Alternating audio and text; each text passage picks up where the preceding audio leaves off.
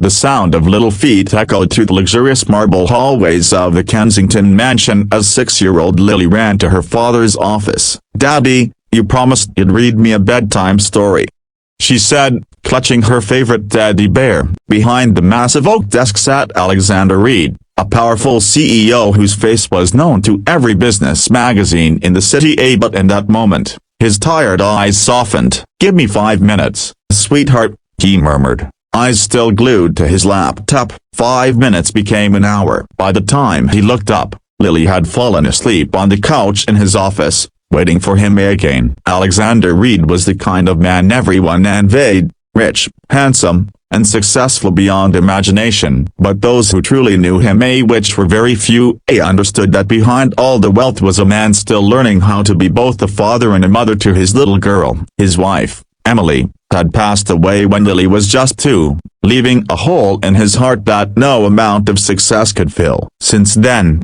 his life revolved around 2 things: work and Lily. But lately, the board of directors had been pressuring him to fix his image before the company's annual charity gala. "You need a partner, Alex," his assistant advised. "Investors like family men, not lonely widowers." So, against his better judgment, Alexander did something completely out of character. He called an agency, arranged a date service. It was supposed to be just for one night, one event, one impression. Nothing emotional, nothing real. He told himself it was strictly business. The night of the gala arrived. The mansion was alive with music and laughter. Alexander, dressed sharply in a tailored black suit, waited anxiously by the grand staircase. Then she appeared, a woman in a simple yet elegant navy blue dress, with soft brown curls framing her kind face. Her name was Grace. There was something genuine about her smile, something warm that didn't feel like pretense. She wasn't trying too hard,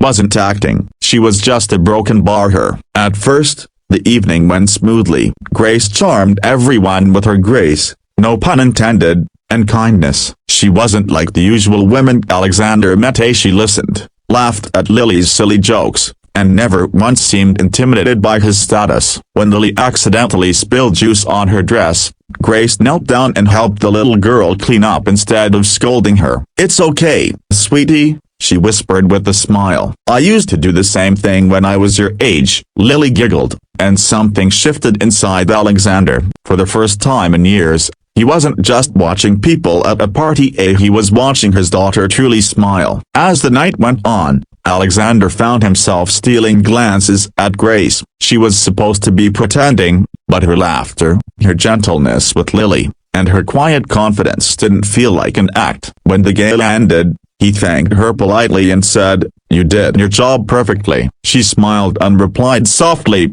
"I wasn't just doing a job, Mr. Reed. Your daughter broken bar, she's special." Then she left, disappearing into the night. The next morning, Lily burst into his room. "Daddy, when is Miss Grace coming back?" Alexander looked confused. "She was just helping us for one night, honey." But Lily frowned, her little voice trembling. "I liked her. She made you smile, and she told me bedtime stories." "Can she stay forever?" Alexander froze. The innocence in her question pierced his heart. For years, he had built walls around himself, thinking that love, any kind of love, was a distraction. But in that moment, he realized how lonely both he and his daughter had been. Days turned into weeks, but Grace's memory lingered in the house. Lily drew pictures of Daddy, me, and Miss Grace, and left them on his desk every morning. Finally, unable to ignore it any longer, Alexander tracked down the agency and asked for Grace. He was told she had quit. She'd stopped taking jobs months ago. Something about wanting to start fresh. That only made him more determined. He searched for her until he found her volunteering at a children's arts center downtown. She looked different, simpler,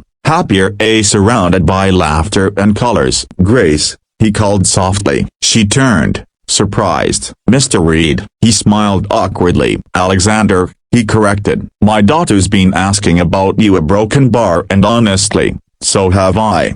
Grace hesitated, unsure if this was another one of his powerful gestures or something real. "Why?" she asked quietly. He sighed, looking down. Because that night a broken bar you made my daughter feel loved, and for the first time in years, you made me feel human again. Tears welled in Grace's eyes. Alex, I didn't mean to cross any line. As you didn't, he interrupted gently. You just reminded us what love feels like. From that day on, Grace began visiting the Reeds often, at first just as a friend, helping Lily with school projects or joining them for dinner. Slowly, laughter returned to the mansion. The cold walls warmed. Alexander found himself leaving work earlier, cooking breakfast, even dancing in the kitchen with Lily while Grace watched, smiling. Months later, one evening after tucking Lily into bed, she looked up and whispered, "Daddy, can Miss Grace stay forever?" Alexander smiled through tears. "I hope so, sweetheart." Then he walked downstairs, where Grace stood by the fireplace, holding one of Lily's drawings, the same one with all three of them. He took a deep breath,